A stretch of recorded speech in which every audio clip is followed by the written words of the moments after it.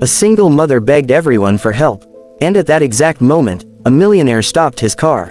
Why does life give us such hardships? Consider it a lottery win. There are decisions that change everything in one single night.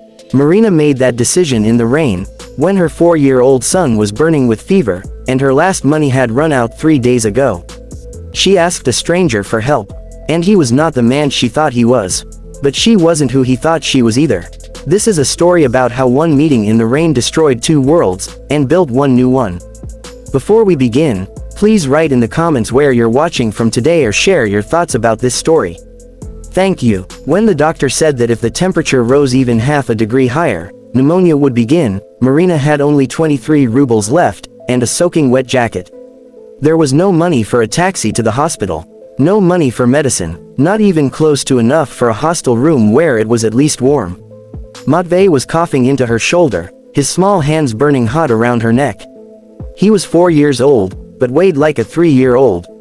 Marina held him tighter, trying to shield him from the icy wind that drove the rain straight into her face. Water ran down her collar, soaked her sneakers through, turned her hair into heavy wet strands. "Mom, I'm cold," Matvey whispered. The rasp in his voice made Marina's heart clench.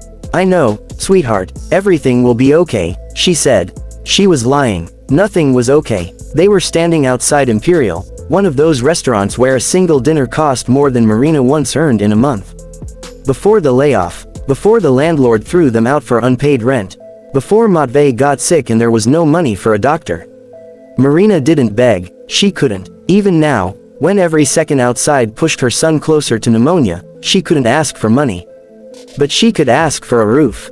The restaurant door opened, releasing a wave of warm air mixed with expensive food and wine. A man stepped out, tall, wearing a flawless dark coat, holding an umbrella. He stopped to check his phone. A streetlight revealed his face.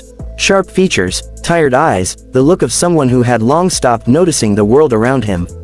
Marina stepped forward. "Excuse me," her voice broke. "I'm sorry, I don't need money. Just a roof for one night. My son has a fever of 39 degrees. If it goes higher, it'll be pneumonia.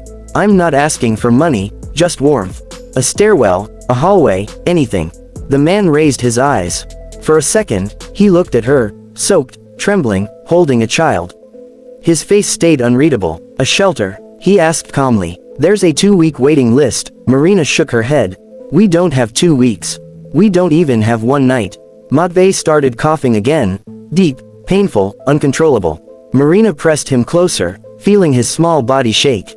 The man watched them. Something flickered in his eyes, memory, pain, something deeply personal. He put his phone away. "My car's there," he nodded toward a black SUV.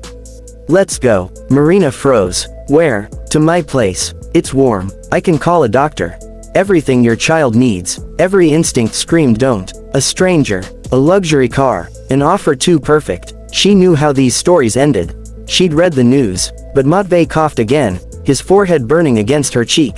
What was worse, staying, or risking everything? She met the man's eyes. "If you try anything," she said quietly, "I won't hesitate." "I won't," he interrupted calmly. "My name is Dmitry Sokolov. Here's my card, my company address and phone number. Call the police if you want, but first, let's warm the child." He handed her the card. Dmitry Sokolov, CEO, Sokolov and Partners Group. She followed him to the car. The SUV was warm. Leather seats, expensive cologne. Marina carefully laid Matvey down, pulling off his wet jacket. He curled up immediately, shivering. Dmitry turned the heater to maximum and drove. "How old is he?" 4. "When did the fever start?" "Last night, 37.5. This morning 38.2. Now 39. We gave fever medicine, the last tablet." Dmitry nodded and made a call. "I need a pediatrician. Urgent. 4-year-old. Fever 39. Cough. Yes. Now." He hung up. "The doctor will be there in 20 minutes. We'll arrive in 15. Marina couldn't speak. For the first time in 3 days, she allowed herself to hope. They arrived at a glass high-rise. Dmitry lifted Matvey gently into his arms. The boy whimpered and buried his face into the man's shoulder. "Follow me." The elevator opened straight into a penthouse. Panoramic windows, white walls, marble floors. Marina's wet sneakers left dirty footprints. She looked like a stranger in this world. A stain. Dmitri placed Matvey on a bed and covered him with a blanket. Bathrooms there. Towels in the closet. Dry clothes too. The doctor's almost here. Why aren't you married? Marina suddenly asked. He turned. No ring. Cold apartment. You live alone. Why? He smiled faintly. Because I work too much and live too little. He left. The doctor arrived. Bronchitis, he said after examining Matvey. Early stage. Another day outside. Pneumonia. Medicine. Instructions. Relief. You were in time, the doctor smiled. Marina sat beside her son as his breathing eased. Dmitri brought soup and tea. You need to eat. What do you want? She asked quietly. That your son gets better. And tomorrow, we talk.